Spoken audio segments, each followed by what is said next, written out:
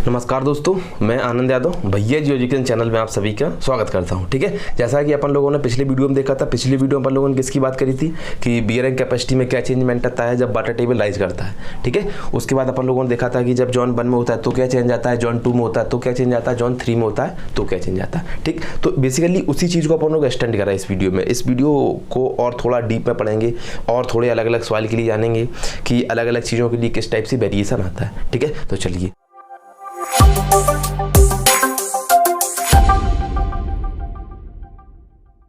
तो सबसे पहले बात करेंगे कि वहाँ पर लोगों ने किसी टाइप की करेक्शन फैक्टर की बात नहीं करी थी कि क्या क्या चेंज आती है। जोन 1 में वाटर टेबल था या जोन 2 में था या जोन 3 में था, तो हम लोगों ने कोई एक्स्ट्रा बात नहीं करी थी, सीधी सीधी बात करी थी। ठीक है, तो बेसिकली क्या होता है कि जब सॉइल वाटर टेबल हमारा जोन 2 में हो या जोन 3 में हो तो एक करेक्शन फैक्टर इंट्रोड्यूस करना पड़ता है। वो करेक्शन फैक्टर क्या होता है उसके बारे में जानते हैं थोड़ा। ठीक है, तो बियरिंग कैपेसिटी का मैं फॉर्मूला लिखता हूँ, Q = CNC plus sigma bar N Q plus half B gamma और एन गामा। ठीक, जब वाटर टेबल अगर हमारा जोन 1 में है तो कोई चेंजमेंट करने की जरूरत नहीं, कोई वाटर टेबल करेक्शन नहीं आएगा। अगर मान के चलो वाटर टेबल हमारा जोन 2 में है या जोन 3 में है, ठीक है, तो एक हम टर्म इस्तेमाल करते हैं इसमें R*। इसको क्या बोलते हैं, R* क्या बोलते हैं, वाटर टेबल करेक्शन फैक्टर। ठीक, अब इसकी वैल्यू कितनी होती है वो हम बात करने वाले रहेंगे इसमें। R* बराबर होता है, मैं वैल्यू लिख दे रहा हूँ, R* = आता है 0.51 प्लस Z/B। अब इसके लिए Z क्या है, Z क्या है, Z वो डेप्थ है, कहाँ से, बेस ऑफ द फुटिंग से कितनी दूरी पे जाना है। मान लो अगर वाटर टेबल हमारा यहाँ है, यहाँ वाटर टेबल है, तो ये हमारा क्या हो जाता है, Z हो जाता है। ठीक है, समझ में आ रहा है। अब बात करते हैं कंडीशन 1 के लिए बात करें तो कंडीशन 1 हमारी क्या बन सकती है। कंडीशन 1 की बात करते हैं, स्पेशल केसेस चल रहे हैं, बेसिकली इसको डाल दो। केसेस 1, 2, केस 2 केस देख चुके हैं। ये बेसिकली किस में आएंगे, ये आएंगे स्पेशल केस में। स्पेशल केस की बात कर रहे हैं, स्पेशल केस में अपन लोग देखने वाले हैं। ठीक है, तो कंडीशन 1 क्या आएगी अपनी, कंडीशन हमारी 1 क्या रहती है, 1 क्या रहे, मान के चलो अगर Z = क्या हो जाए हमारा 0 हो जाए। Z = 0 होने का मतलब क्या है कि वाटर टेबल कहाँ पहुँच गया है, बिल्कुल बेस ऑफ द फुटिंग पे। ठीक, तो Z = इसमें 0 पुट करोगे तो R* की वैल्यू कितनी आ जाएगी, तो R* की value 0.51 plus 0 divide by B, तो यहाँ से कितना जाएगा 0.5, तो R* की वैल्यू कितनी आ गई 0.5। तो उसको यहाँ जोड़ना पड़ेगा हमें कि जब वाटर टेबल अगर मान लो हमारी बेस ऑफ द फुटिंग पे आ जाता है तो बियरिंग कैपेसिटी क्या होगी, तो वो फॉर्मूला जाएगा Q = क्या जाएगा, CNC plus sigma bar N Q plus half B gamma और एन गामा और यहाँ R* की जगह 0.5। समझ में आए। तो बियरिंग कैपेसिटी जब बेस ऑफ द फुटिंग पे था वो इतना था, इतनी होती है बियरिंग कैपेसिटी। अच्छा, अब कंडीशन नंबर 2 की बात करते हैं। कंडीशन 2 की क्या होगी, अगर मान के चलो ये वाटर बेस, ये हमारी जो वाटर टेबल था बेस ऑफ द फुटिंग से कहाँ आ जाए, बिल्कुल यहाँ आ जाए, यानी जितनी इसकी विड्थ है उतने पे आ जाए, यानी Z = कितना हो जाए B। तो कंडीशन 2 की बात करते हैं, इसको मैं रब करता हूँ, रब करते हैं इसको, प्लॉट ये वाला। ठीक है, अब हम बात करते हैं इसकी कंडीशन 2 की। तो कंडीशन 2 में क्या आएगा, कंडीशन 2 में क्या आएगा, कंडीशन 2 में क्या जाएगा, Z = किसका आ जाए हमारा B के बराबर आ जाए। Z = B का मतलब क्या है कि वाटर टेबल कहाँ आ गए, बिल्कुल यहाँ इस लेवल पे आ गया। अब वाटर टेबल हमारा कहाँ आ चुका है, यहाँ। ठीक है, तो अब क्या जाएगा, तो फॉर्मूला वही है, फॉर्मूला मैंने रब कर दिया है। R* बराबर कितना है कि 0.51 प्लस Z/B। ठीक, अब Z/B के बराबर है तो ये कट जाएगा पूरा, तो क्या जाएगा 1 + 2 यानी कितनी वैल्यू हो जाएगी 1। तो समझ में आए। तो अब अल्टीमेट बियरिंग कैपेसिटी क्या जाएगी, CNC plus sigma bar N Q plus half B gamma और एन गामा और फैक्टर 1। तो अपन लोगों ने जो बात करी थी कोई चेंजमेंट आता है क्या, नहीं, वाटर टेबल वैल्यू कितनी आ गई 1। तो कहीं ना कहीं जो R* वेरी कर सकता है वो इसकी रेंज क्या हो सकती है, R* की वाटर टेबल करेक्शन फैक्टर की वैल्यू ये क्या होगी, बड़ी होगी 0.5 होगी, 0.5 से बड़ी होगी और लेस देन 1। तो इसकी रेंज समझ में आ गई। एक चीज़ और, ये अगर मान के वाटर टेबल मान के चलो अगर हमारा अभी तो बेस जोन नंबर 2 में था या जोन नंबर 1 में पहुंच जाए, जोन नंबर 2 में था या जोन नंबर 3 में पहुंच जाए, जोन नंबर 3 में पहुंच जाए तब भी हम वाटर टेबल करेक्शन कितना लेंगे 0.5 ही लेंगे, ध्यान रखना इस बात को। अभी यहाँ जैसे केस नंबर यहाँ क्या आया था, जब हमारा बेस ऑफ द फुटिंग आया था तो यहाँ इसकी वैल्यू कितनी आई थी 0.5 आई था ना, इधर 0.5 आया था इधर 1 की जगह। ठीक। अगर ये जोन नंबर 2 में रहे, ये जोन नंबर 3 में रहे, हमेशा बाटा टेबल करेक्शन वेक्टर की वैल्यू कितनी लेंगे हम 0.5। तो इसको नोट करके लिखना चाहें तो आप लोग लिख लेना कि जहाँ बाटा टेबल चाहे जोन नंबर 2 में रहे, ये जोन नंबर 3 में रहे, हम बाटा टेबल करेक्शन फैक्टर की वैल्यू कितनी लेंगे 0.5 ही। ठीक, इतना क्लियर है। इतना क्लियर हो गया। तो ये बेसिकली किसकी एनालिसिस थी? ये बेसिकली अपन लोग C5 सॉल्व की एनालिसिस कर रहे थे। ठीक है, कि C5 सॉल्व के लिए क्या क्या चीज़ें बन सकती हैं, उन चीज़ों की बात थी। अब अपन लोग एक बार 5 सॉल्व के लिए देखेंगे और C सॉल्व के लिए देखेंगे कि 5 सॉल्व के लिए बेयरिंग कैपेसिटी में क्या चेंजमेंट आता है, अल्टीमेट बेयरिंग कैपेसिटी क्या होती है। हम C सॉल्व के लिए देखेंगे कि किन किन फैक्टर पर डिपेंड करती है। ठीक, अभी अपन लोगों ने बात ही नहीं करी शेप, साइज, डेप्थ और उसकी लोकेशन ऑफ बाटा टेबल की। जैसे जैसे वीडियो में बढ़ेंगे वैसे सब एक एक करके सबकी बात करेंगे अपन लोग। ठीक है, तो अपन लोग अब किसकी बात करने वाले हैं? अब अपन लोग बेसिक बात करने वाले हैं किले के लिए। ठीक है, तो किले के लिए एनालिसिस देखो, अगर मान लो हमारी सवाल क्या है, किले है, अगर उसमें बाटा टेबल बढ़ता है घटता है क्या होता है तो उसकी बात करते हैं। ठीक है, किले से देखने से पहले चलो सैंड के लिए देख लो, पहले सैंडी सॉइल की बात करते हैं। ठीक है, तो हेडिंग डालो Sandy soil. Sandy soil, Sandy soil ना डाल के इसको डाल दो फ्रिक्शनल सॉइल। फ्रिक्शनल सॉइल या कोहेशन लेस सॉइल, इसी चीज को एक क्या बोला जाता है, cohesion less soil. Cohesion less soil या सैंडी सॉइल या कुछ भी जो भी नाम देना दे दो। फ्रिक्शनल सॉइल के लिए क्या होता है, सीज क्या होता है 0। तो बीयरिंग कैपेसिटी क्या बन जाएगी हमारी, बीयरिंग कैपेसिटी क्या बनती है, Q equal to CNC plus sigma bar NQ plus half B gamma और N गामा। ठीक है, अभी हम बाटा टेबल मान के चल रहा है कि बाटा टेबल हमारा जोन नंबर 1 में है। ठीक है, तो अब C क्या करना है 0, तो ये टर्म 0 हो गया। तो हमारी बीयरिंग कैपेसिटी कितनी आ गई, Q इक्वल टू आ गया sigma bar NQ plus half B gamma और N गामा। ठीक है, यहाँ तक क्लियर है मामला। इसके बाद फिर अपन लोगों को अब किसकी बात करना है, अब हम यहाँ मान के क्या चल रहा है, ये किसके लिए है, ये किसके लिए फॉर्मूला आया है, ये मान के चल रहा है व्हेन बाटा table at zone number 2, when बाटा टेबल एट जोन नंबर 1। जब बाटा टेबल हमारा कहाँ है, जोन नंबर 1 में। अब मान चलो बाटा टेबल बढ़ के बेस ऑफ द फुटिंग पे ही आ गया, जोन नंबर 2 में आ गया, तो क्या चेंज आएगा। तो अपन लोगों ने बात करी थी कि जब जो बाटा टेबल बढ़ता है तो यहाँ किस वाले टर्म में चेंज होता है, यहाँ थर्ड टर्म में चेंजमेंट आएगा। थर्ड टर्म में क्या आने वाला है, चेंजमेंट आने वाला है। क्या सेकेंड टर्म में चेंजमेंट होगा क्या, नहीं। जब जोन नंबर 1 में जोन नंबर 3 में बाटा आ जाएगा, हमारा बाटा टेबल जोन नंबर 3 में आ जाएगी, तब इस टर्म में चेंज होता है। क्या किससे, अभी किस में चेंज होने वाला है, सिर्फ इसमें चेंज वाला है। हम मान चलें कि बाटा टेबल अगर मान लो ग्राउंड की लेवल तक ही आ जाए, तो हमें चेक करना है कि सैंडी सॉइल में जब बाटा टेबल जोन के बेस से के मतलब पूरा बेस ऑफ द फुटिंग तक आ जाता है, तो बीयरिंग कैपेसिटी में कितना चेंजमेंट आता है, कितना रिड्यूस हो जाता है। IIT शायद क्वेश्चन डायरेक्ट आया था, गेट में डायरेक्ट क्वेश्चन आया था सैंडी सॉइल के लिए था कि जब बाटा टेबल हमारा जो number base of the footing पे आ जाए तो बीयरिंग कैपेसिटी कितनी रिड्यूस हो जाती है, कितने प्रतिशत रिड्यूस हो जाती है। ठीक है, तो उसी की बात करते हैं। अब क्या है, बाटा टेबल मान के चले हम बेस ऑफ द फुटिंग पे आ गए, तो क्या जाएगा, Q इक्वल टू क्या जाएगा sigma bar NQ plus 1/2 B gamma. अब गामा क्या आ जाएगा, गामा सैचुरेटेड आ जाएगा कि नहीं आ जाएगा, बात कर चुके अपन लोग। ठीक है, और N गामा प्लस इसमें बाटा टेबल करेक्शन फैक्टर किसका मल्टीप्लाई होगा, 0.5 का मल्टीप्लाई होगा नहीं होगा, होगा कि नहीं होगा। ठीक है, समझ में आया। अच्छा, ये तो क्लियर है। और मान के चलो यहाँ से ना आप जो बिल्कुल ग्राउंड लेवल तक पहुँच गया, बाटा टेबल हमारा कहाँ तक पहुँचे, ग्राउंड लेवल तक। ठीक है, चलो उसकी बात करते हैं। उसकी बात का ये कब था, बेस के लिए है, एट बेस लिख देना, व्हेन बाटा टेबल एट बेस, बाटा टेबल एट बेस की। ठीक है, आपका बात करा व्हेन बाटा टेबल एट द ग्राउंड, तो बीयरिंग कैपेसिटी क्या जाएगी, सिग्मा बार। अब सिग्मा बार क्या था, सिग्मा ध्यान करो कि जब हमने बात करी थी कि जब किसमें चेंजमेंट क्या आ दिया, क्या गया था, सिग्मा सबमर्ज आ गया था, सबमर्ज लिखा था, सबमर्ज इनटू उसकी डेप्थ ऑफ फुटिंग, ये बात करी थी। तो ये वैल्यू वहाँ पुट करो, तो किसकी बराबर जाएगा, gamma submerge into depth of footing into NQ plus half B gamma, gamma half V gamma क्या जाए, गामा सैचुरेटेड। ठीक है, N गामा कैसे में चेंज आएगा, कोई चेंज नहीं आएगा, बाटा टेबल करेक्शन फैक्टर 0.5 का यहाँ भी मल्टीप्लाई होगा, क्योंकि हम बात कर चुके हैं चाहे बाटा टेबल हमारा जोन 2 में हो या जोन 3 में हो, बाटा टेबल करेक्शन किसका मल्टीप्लाई होगा, 0.5 का। ठीक है, तो यहाँ से एक चीज़ क्लियर हो गई, यहाँ से क्या आ गया, फॉर्मूला क्या बन गया अपने पास, इसी को लिखते हैं। अब एक चीज़ अपन को पता होना चाहिए कि गामा सैचुरेटेड में गामा, ये गामा सबमर्ज को हम क्या लिख सकते हैं, अप्रोक्सीमेटली बराबर लिख सकते हैं 1/2 गामा बल्क। गामा बल्क के बराबर होता है बेसिकली। ये कहाँ पढ़ा है अपन लोगों ने, इंडेक्स प्रॉपर्टी वगैरह जब पहला चैप्टर पढ़ते हैं सॉइल मैकेनिक्स में, वहाँ से चीज़ आती है। लगभग अप्रोक्सीमेटली लिख रहा हूँ, लगभग बराबर होता है। गामा सबमर्ज की वैल्यू गामा आधे की बराबर होती है, ठीक है।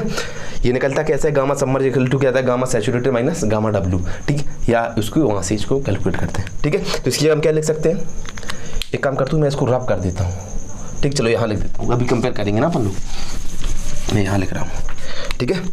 तो ये वैल्यू यहाँ पुट करो, तो Q इक्वल टू कितना जाएगा, गामा सबमर्ज के लिख सकते हैं हाफ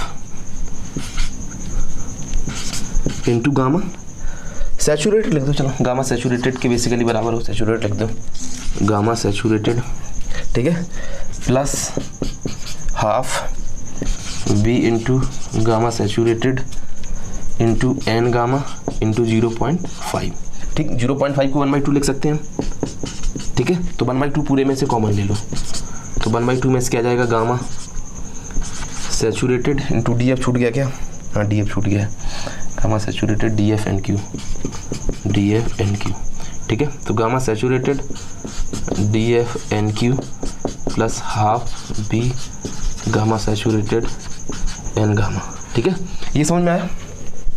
अब इसको कंपेयर करो कि जब वाटर टेबल हमारा कहाँ था, कि बिल्कुल जोन नंबर 1 में था, ये जब वैल्यू है कब आई,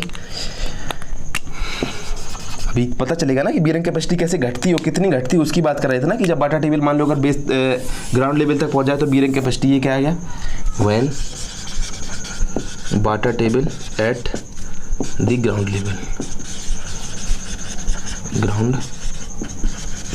ठीक है, ग्राउंड लेवल की बात कर रहे हैं, ठीक। तो यहाँ बीयरिंग कैपेसिटी कितनी थी, सिग्मा बार, यहाँ सिग्मा बार को हम एक चीज़ ये भी लिख सकते हैं ना, gamma into D F, gamma bulk into D F, compare करो।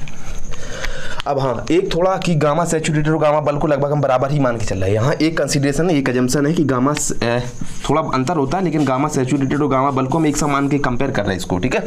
अप्रोक्सीमेटली बराबर तो नहीं होता, लेकिन ठीक है, हम मान के कंपेयर कर रहे हैं, ठीक है। तो मान चलो यहाँ क्या था, gamma D F N Q plus half B gamma N gamma, same चीज़ यहाँ भी लिखी है, बट क्या है, ये आधा है, ये आधा है, समझ में आया। तो क्या हो गया, यहाँ से हम क्या कंक्लूजन निकाल सकते हैं कि जब वाटर टेबल हमारा base of the footings ground तक पहुँच जाता है सैंडी सॉइल में, तो बीयरिंग कैपेसिटी क्या हो जाती है, 50% रिड्यूस हो जाती है, ठीक है। पहले कितनी थी, इतनी थी, अब इसका कितना बचा है, आधा बचा है, जब वाटर टेबल हमारा कहाँ पहुँच गया, ग्राउंड लेवल तक पहुँच जाता है, ठीक है। ये केस क्लियर है, ठीक। अब किसकी बात करते हैं अपन लोग, अब किले की बात करते हैं, ठीक है। किले में क्या चेंजमेंट आते हैं उनकी बात करते हैं। चलो, अपन लोगों ने बात करी थी सैंडी सॉइल के लिए, C5 सॉइल के लिए पहले बात करी, फिर सैंडी सॉइल की बात करते हैं, अब लास्ट किसकी बात करते हैं, किले के लिए। चलो चले डालो, किले के लिए कंडीशन बताई थी तरजागी ने, प्रेंडल ने, किसकी बात करी, किले के लिए 3 कंडीशन थी।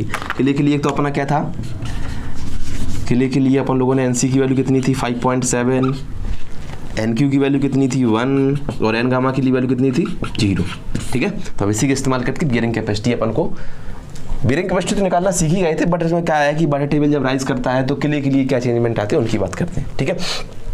तो फॉर्मूला क्या बनेगा किले के लिए, फॉर्मूला बनेगा किले के लिए, मैं बड़ा लिख दूँ, थोड़ा छोटा लगता है। किले के लिए क्या जाएगा, CNC, कहीं ना कहीं तरजागी एनालिसिस का हर जगह इस्तेमाल हो रहा है, तरजागी जो फार्मूला आया था हर जगह वही फार्मूला इस्तेमाल हो रहा है, CNC plus sigma bar NQ plus half B gamma और एन गामा, ठीक है।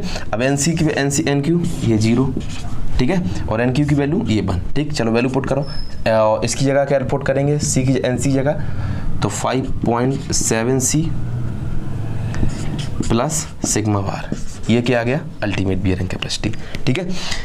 अल्टीमेट बीयरिंग कैपेसिटी कहीं ना कहीं अपनी आ गई। अब अपन किसकी बात करते हैं, नेट अल्टीमेट की, तो हेड डालो नेट अल्टीमेट बीयरिंग कैपेसिटी, यहाँ लिख लो अल्टीमेट बीयरिंग कैपेसिटी, चाहे यहीं लिख लो अल्टीमेट बीयरिंग कैपेसिटी।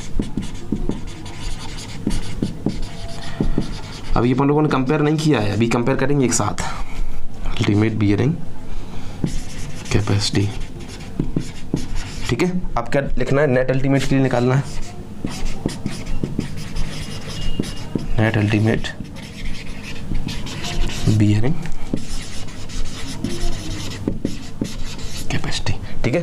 तो सिंपल सी बात है, अल्टीमेट पता है, नेट निकालना है तो क्या करना पड़ेगा, कि ओवरबर्डन प्रेशर को क्या करना पड़ेगा, माइनस सिंपल सी बात है, ग्रॉस प्रेशर निकाला था, नेट निकाला तो माइनस किया था ना सिग्मा बार को, अल्टीमेट निकाला था सिग्मा बार और नेट अल्टीमेट निकाला था तो हमने सिग्मा बार को क्या किया था, माइनस किया था, तो वही यहाँ कर दो। तो Q इक्वल टू कितना आ गया 5.7 C हट गया, तो यही अपना क्या आ गया बियरिंग कैपेसिटी का फॉर्मूला। समझ में आया ना, सिग्मा बार हट गया तो क्या आ गया। अब बात करते हैं क्या चेंजमेंट आया। सबसे पहले अपन लोग, मैं एक काम करता हूँ, इसमें क्या क्या चीज़ें, ये किन किन फैक्टर पर डिपेंड कर रहा है, क्या ये शेप पर डिपेंड कर रहा है, साइज पर डिपेंड कर रहा है, या ये शेप हो गया, साइज हो गया, ब्रेड्थ हो गया और location of butter table. In factor, in parameters की बात करते हैं जो सबसे ज़्यादा जरूरी है, इनसे क्वेश्चन आते हैं। ठीक है, क्या किन किन चीज़ों पर डिपेंड कर रहा है, क्या शेप पे डिपेंड कर रहा है, हाँ शेप पे डिपेंड कर रहा है। जब अपन लोगों ने मॉडिफाइड तर्जा की इक्वेशन की बात करी थी, मॉडिफाइड तर्जा में एक बार लिख देता हूँ, ठीक है। तो जब मॉडिफाइड तर्जा की इक्वेशन की बात करी तो हमने मल्टीप्लाई किया 1.0.3 B/L का मल्टीप्लाई किया था पहले टर्म में, और 1 - 0.8 B/L का मल्टीप्लाई किया था तीसरे टर्म में। तो क्या ये शेप पे डिपेंड कर रही, हाँ बिल्कुल शेप पे डिपेंड कर रही। क्या ये साइज पे डिपेंड कर रही, इसमें दूसरा टर्म ही नहीं ना, ये वाला टर्म कहाँ गया, ये वाला टर्म, ये है ना साइज, क्या ये इसमें ये टर्म है, क्या ये साइज पे डिपेंड कर रही, नहीं। क्या ये इसकी डेप्थ पे डिपेंड कर रही, नहीं, क्योंकि इसमें सिग्मा बार यही तो डेप्थ आता था, क्या इसमें ये चीज़ है, नहीं। तो नेट अल्टीमेट बियरिंग कैपेसिटी इन क्ले में क्या लोकेशन ऑफ बटर टेबल पे कोई चेंजमेंट आ रहा है इसमें, नहीं, बटर टेबल कहीं इसका कुछ मतलब ही नहीं, इसमें बटर टेबल और टर्म ही नहीं आ रहा ना कहीं, पहले टर्म में तो कोई चेंज ही नहीं होता है। तो हम बात करते हैं नेट अल्टीमेट बियरिंग कैपेसिटी या अल्टीमेट बियरिंग कैपेसिटी की बात करूँ। अल्टीमेट बियरिंग कैपेसिटी क्या शेप पे डिपेंड कर रही, हाँ। क्या साइज पे डिपेंड कर रही, नहीं, क्योंकि इसमें ये वाला टर्म नहीं है। क्या ये बटर टेबल डिपेंड कर रही लोकेशन पे, हाँ डिपेंड कर रही, क्योंकि इसमें सिग्मा बाहर है। ठीक है, जब बटर टेबल हमारी जोन नंबर 3 में पहुंच जाएगी तो यहाँ चेंजमेंट आएगा, समझ पा रहे हैं, तो यहाँ चेंजमेंट आने वाला है। क्या ये वाले डिपेंड कर रही, तो हम ये 2 पॉइंट की पॉइंट हमारे क्या मिल गए कि अल्टीमेट बियरिंग कैपेसिटी, इसको नेट अल्टीमेट लिखो, sorry QNU, net ultimate bearing capacity ना तो साइज पे डिपेंड करती है, ना तो साइज पे डिपेंड करती है, ना ही डेप्थ ऑफ फुटिंग पे डिपेंड करती है, ना ही लोकेशन ऑफ बटर टेबल पर डिपेंड करती है। ठीक है, तो ये किस पे डिपेंड करती है, सिर्फ डिपेंड करती है shape of the footing. Shape of the footing से मतलब कि अगर मान लो एक रेक्टेंगुलर फुटिंग है, एक स्क्वायर फुटिंग है, तो उनकी बियरिंग कैपेसिटी तो अलग अलग होगी। अब मान लो एक सर्कुलर फुटिंग है, दूसरी सर्कुलर फुटिंग है, चाहे वो छोटी हो चाहे बड़ी हो, बियरिंग कैपेसिटी में कोई चेंजमेंट नहीं होगा, क्योंकि वो साइज पे डिपेंड ही नहीं कर रही है। बटर टेबल कितना ही बढ़ जाए कोई चेंजमेंट आने वाला नहीं है। ठीक है, तो 2 की पॉइंट यहाँ से क्या मिल गए कि नेट अल्टीमेट बियरिंग कैपेसिटी किले के केस में, net ultimate bearing capacity in the clay does not depend on the size of the footing या size of the footing, depth of the footing and location of the water table, it depends only the shape of the footing. ठीक है, इसमें ultimate में क्या आएगा, it is independent of size of the footing, ये सिर्फ size of the footing पे independent होती है और लोकेशन ऑफ बटर टेबल पे डिपेंडेंट होती है। तो ये सिर्फ साइज ऑफ फुटिंग पे इंडिपेंडेंट होती है। डिपेंडेंट किसमें है, shape of the footing, location of butter table और डेप्थ ऑफ द फुटिंग, इन चीज़ों पे डिपेंडेंट है। ठीक है, तो ये इसकी बात होगी। उन दोनों केसेस की बात करें, किले की बात करें या C5 सॉइल के लिए बात करें, तो उनकी बात करते हैं। ठीक है, ये कॉन्सेप्ट क्लियर है। ठीक है, तो मैं उनको यहाँ ऊपर लिख देता हूँ, वहाँ से अपना कॉन्सेप्ट क्या हो जाएगा, क्लियर हो जाएगा। ठीक है, अगर हमने सैंडी सॉइल के लिए कैलकुलेट किया था तो क्या आया था कि अल्टीमेट बियरिंग कैपेसिटी कितनी थी सैंड के लिए, 1/, यहाँ से क्या आया था सॉरी, यहाँ से आया था 1/2 गामा सैचुरेटेड, और कितना आया था, CNC 0 हो गया था। चलो मैं लिख ही देता हूँ, पूरा बना ही देता हूँ, यहाँ तक आ रहा है ऊपर। Q इक्वल टू कितना आया था, CNC plus sigma bar NQ plus half B gamma और N गामा। ठीक है, अगर हम सेंड की बात करें, सेंड की टर्म में ये 0 है, तो सेंड के लिए क्या आया था, अगर पहले इसी की बात कर लो, चलो C5 सॉइल के लिए बात कर लेते हैं। ठीक है, तो C5 सॉइल के लिए अभी चेंजमेंट आएगा, यहाँ अगर मान लो बटर टेबल जोन 2 में आ गया या जो बटर टेबल जोन 1 में आ गया, तो यहाँ चेंजमेंट आया। चलो मैं चेंज ग्राउंड पे ही लिख देता हूँ। ठीक है, तो गामा इंटू गामा सबमर्ज, ठीक, DF into gamma submerge, gamma submerge into DF। ठीक है, और यहाँ क्या जाता था, गामा सैचुरेटेड और 0.5 का मल्टीप्लिकेशन अगर ग्राउंड यहाँ है। अभी हमारी बटर टेबल कहाँ है, बिल्कुल ग्राउंड लेवल पे है। ठीक है, तो क्या ये शेप पे डिपेंड कर रही, हाँ। क्या ये शेप पे डिपेंड कर रही, हाँ, यहाँ भी मल्टीप्लिकेशन होता था और यहाँ भी मल्टीप्लिकेशन होता था। क्या ये साइज पे डिपेंड कर रही, हाँ, साइज चूंकि डिपेंड करेगा ना कि इसमें B breadth of the footing है, साइज पे डिपेंड कर रही। क्या ये लोकेशन ऑफ बटर टेबल पे डिपेंड कर रही, हाँ, गामा DF की वैल्यू चेंज हो रही। तो C5 सॉइल में ये तो शेप पे भी डिपेंड करता है, साइज पे भी डिपेंड करता है। 4 टर्म आएंगे देखो, एक तो शेप, साइज और डेप्थ। क्या डेप्थ पे डिपेंड कर रही है? हाँ, डीएफ जितना ज़्यादा उतना चेंज आएगा। तो शेप पे भी डिपेंड कर रही, साइज पे भी डिपेंड कर रही, डेप्थ ऑफ द फुटिंग पे भी डिपेंड कर रही है और लोकेशन ऑफ वाटर टेबल पे भी डिपेंड कर रही है। यानी C5 सॉइल 4 पैरामीटर पे डिपेंड कर रहा है, शेप, साइज, डेप्थ और लोकेशन। शेप, साइज, डेप्थ और लोकेशन, ठीक है। उसके लिए बात करते हैं सैंडी सॉइल के लिए। ये बहुत ज़्यादा जरूरी है, इन कॉन्सेप्ट में न्यूमेरिकल आते हैं या फॉर्म में डायरेक्ट क्वेश्चन आते हैं, ठीक है। अगर हम बात कर रहे हैं सैंडी सॉइल के लिए तो ये वाला टर्म क्या हो जाएगा? 0 हो जाएगा। तो बियरिंग कैपेसिटी कितनी जाएगी? बियरिंग कैपेसिटी आ जाएगी गामा, मान के चलो ग्राउंड लेवल पे ही गामा सबमर्ज DF NQ यहाँ छूटा है, ठीक है, प्लस ये मैं रफ लिख रहा हूँ, पिछले में पढ़ा चुका हूँ सब चीज़ों को डिटेल में, ठीक है। Gamma saturated N gamma into 0.5। अब इसकी बात करते हैं, क्या ये शेप पे डिपेंड कर रहा है? हाँ, चूंकि इसमें अपन ने मल्टीप्लिकेशन किया था, मॉडिफिकेशन कर जाएगी इक्वेशन में, शेप पे डिपेंड कर रहा है। क्या ये साइज पे डिपेंड कर रहा है? हाँ, चूंकि B है। क्या ये डेप्थ पे डिपेंड कर रहा है? हाँ, चूंकि इसमें DF है। क्या ये लोकेशन ऑफ वाटर टेबल पे डिपेंड कर रहा है? हाँ, चूंकि इसमें सबमर्ज है। तो चाहे C5 सॉइल हो या हमारी 5 सॉइल हो, दोनों चीज़ें शेप पर भी डिपेंड करती हैं, साइज पर भी डिपेंड करती हैं, डेप्थ पर भी डिपेंड करती हैं और लोकेशन ऑफ वाटर टेबल पर भी डिपेंड करती हैं, ठीक। वही किले की बात करें तो नेट अल्टीमेट बियरिंग कैपेसिटी सिर्फ किस पर डिपेंड कर रही थी? Shape of the footing. It is independent of the size of the footing, depth of the footing and location of the water table, ठीक। वही हम अल्टीमेट बियरिंग कैपेसिटी की बात करें तो अल्टीमेट बियरिंग कैपेसिटी सिर्फ किस पर डिपेंड कर रही थी? अल्टीमेट बियरिंग कैपेसिटी सिर्फ इंडिपेंडेंट थी किससे? साइज ऑफ द फुटिंग से। शेप पे भी डिपेंड कर रहा था, डेप्थ पे भी डिपेंड कर रहा था और लोकेशन ऑफ वाटर टेबल पे डिपेंड कर रहा था, ठीक है। तो मैं एक काम करता हूँ कि जो मैंने चारों टर्म बोले हैं, चारों चाहे C5 सॉइल के लिए है, चाहे C5 सॉइल के लिए है, चाहे C5 सॉइल के लिए है, C सॉइल के लिए हमने अल्टीमेट और नेट अल्टीमेट में जो टर्म आते हैं, एक काम करता हूँ चारों इंपॉर्टेंट टर्म और यहीं आपके बोर्ड में अभी लिख दूंगा, ठीक है। तो मेरी तरफ से अभी ये खत्म हो गया, effect of water table on bearing capacity. इनमें अपन लोगों ने बहुत डिटेल में पढ़ी, हर टर्म के बारे में जाना कि C सॉइल में क्या इफेक्ट आएगा, 5 सॉइल में क्या इफेक्ट आएगा, C5 सॉइल में क्या इफेक्ट आएगा। जब वाटर टेबल राइज करता है तो सैंडी सॉइल में कितनी रिड्यूस हो जाती है? 50% रिड्यूस हो जाती है, ठीक है। तो अपन लोगों ने C5 सॉइल की बात करी थी, C सॉइल की बात करी थी, 5 सॉइल की बात करी थी, ठीक है। उनमें किन किन फैक्टर्स पे वाटर टेबल कैसे चेंज करता है, किन किन फैक्टर डिपेंड करता है, किन पे नहीं डिपेंड करता है, तो मैंने बात करी थी। मैं इन पॉइंट्स को लिख दूंगा, ठीक है। जिनको इनका स्क्रीनशॉट लेना वो उसका स्क्रीनशॉट ले ले, मैं इनको समझाता हूँ, ठीक है। पहला क्या था? पहला बेसिकली किसके लिए लिखा? C5 सॉइल के लिए लिखा है कि the ultimate bearing capacity in a C5 soil depends upon the shape of the footing, size of the footing, depth of the footing and location of the water table. मैंने term बताए थे किन किन टाइप से। पहले term पहला और तीसरा टर्म शेप पर डिपेंड करता है, तीसरा टर्म साइज पर डिपेंड करता है, दूसरे टर्म में क्या होता था हमारा, ये डेप्थ पर डिपेंड करता था और दूसरे और तीसरे में लोकेशन ऑफ वाटर टेबल का चेंजमेंट आता था। उन सब चीज़ों की बात करी थी, ठीक। दूसरा बेसिकली लिख के इसके लिए लिखा है, दूसरा भी हमारा कोहेजनलेस या फ्रिक्शनल सॉइल के लिए लिखा है। इसको हम सैंड भी कह सकते हैं, यहाँ चाहो तो सैंड लिख देना सैंड के लिए, ठीक है। तो इसमें क्या लिखा है? Ultimate bearing capacity in a cohesionless soil depends upon the shape of the footing, size of the footing, depth of the footing and location of the water table, ठीक। इसमें पहला टर्म भले 0 हो जाता था, लेकिन दूसरा टर्म और तीसरा टर्म आता था। तीसरा टर्म शेप पर डिपेंड करता था और तीसरा टर्म साइज पे आता था, दूसरा टर्म हमारा डेप्थ पे आता था और दूसरा और तीसरा टर्म हमारा size location of water table पे आता था, ठीक। तीसरा बेसिकली किसके लिए लिखा है? ये अल्टीमेट बियरिंग कैपेसिटी लिखा बेसिकली C सॉइल के लिए, फ्रिक्शनलेस सॉइल, या इसी को हम क्या बोल दें, इसको हम किले बोल सकते हैं, किले, ठीक। तो क्या लिखा है इसके किले के लिए? Ultimate bearing capacity in a frictional soil depends upon the shape of the footing, depend upon the shape of the footing, depth of the footing and location of water table is independent of size of the footing। Size का मतलब क्या है? Size से independent. मैंने explain किया था इसको, बड़े डिटेल में एक्सप्लेन किया है। अल्टीमेट बियरिंग कैपेसिटी इन अकेले के लिए, ठीक। उसको चाहे तो पीछे देखो। नेट अल्टीमेट की बात करें, नेट अल्टीमेट के लिए अपन लोगों ने बात करा था, ये सिर्फ किस पर डिपेंड कर रहा था? सिर्फ शेप पर डिपेंड कर रहा था, ना तो साइज पर डिपेंड कर रहा था। वही यहाँ लिखा है। ये भी बेसिकली किसके लिए? फ्रिक्शनलेस यानी किले के लिए ये भी है। ये अल्टीमेट है, नेट अल्टीमेट है। तो net ultimate bearing capacity of frictional soil is independent of size of the footing, depth of the footing, location of water table. It is depends upon only the shape of the footing, जो हमने बात करी थी, ठीक है। तो इस video में अपन लोगों ने बात करी कि बहुत सारे पैरामीटर्स के अपन लोगों ने बात करी। सारे पैरामीटर्स को मैंने कोशिश करी है कि एक एक पैरामीटर को डिटेल में और जितना भी आसान हो सकता है उनको एक्सप्लेन करने की हमने कोशिश करी है, ठीक है। तो अब अगला वीडियो अपना किस में आएगा? इसमें न्यूमेरिकल्स की बात करेंगे। इसमें जो भी गेट के न्यूमेरिकल है, न्यूमेरिकल्स की बात करेंगे। उसका भी अगला वीडियो इसके एम्बुलेंस में मिलेगा, ठीक है। तो अगर आपको वीडियो अच्छा लगे तो इसको लाइक करें, शेयर करें, सब्सक्राइब करें और भैया जी के साथ जुड़े रहें। Thank you so much.